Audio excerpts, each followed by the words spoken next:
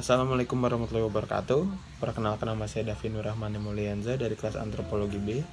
Hari ini saya akan menjelaskan tentang legenda si Pitung untuk tugas folklore.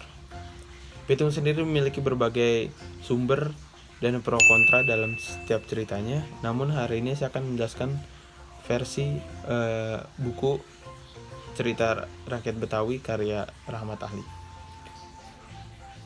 Pada suatu ketika Pitung merupakan diceritakan bahwa dia berasal dari kampungnya Rawabelong, memiliki ayah dan ibu yang bernama Bang Piun dan Pok Mina. Seperti umumnya pada orang Betawi, semuanya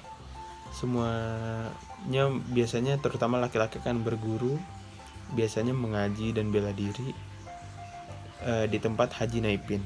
Beliau sangat senang ketika berada di sana karena memiliki banyak teman dan mampu mengasah skill mengaji dan juga bela dirinya. Kemudian ayah dan ibunya pun sangat baik kepadanya. Ibunya yang suka memasakkan makanan yang diinginkan, dan ayahnya juga mengajarkan berbagai hal untuknya. Lalu pada suatu ketika ayahnya menugaskan Pitung untuk menjual salah satu kambingnya ke daerah Tanah Abang. Dan ketika berada di daerah Tanah Abang, Pitung berhasil menjual kambingnya dengan harga yang dia dan ayahnya setujui. Lalu setelah menjual harga kambingnya sesuai dengan harga yang diinginkan, Pitung beristirahat untuk sholat zuhur. Namun ketika sholat zuhur, dia teringat uang hasil berdagangnya tidak ada. Lalu beliau mengingat bahwa ketika keluar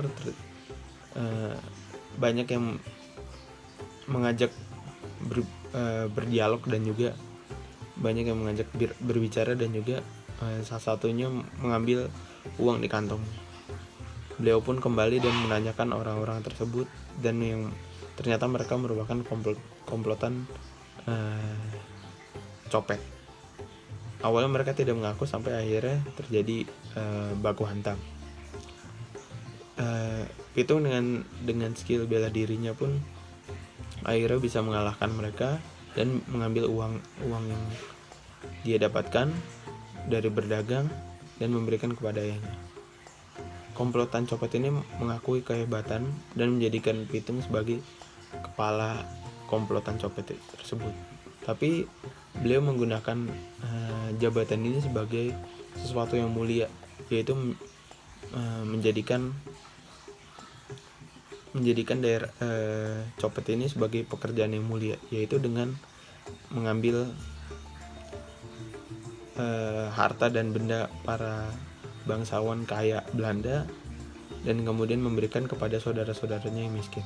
Sampai suatu ketika kepala polisi Scott Heine geram akan hal ini dan kemudian berniat menangkap Pitung dengan mencari Pitung di kampung halamannya dan bertemu dengan gurunya Haji Naipin. Haji Naipin pun akhirnya karena diancam membeberkan berbagai hal, mulai dari dimana dia berlalu lalang atau melakukan aktivitasnya, dan kemudian rahasia kekebalan seorang Pitung.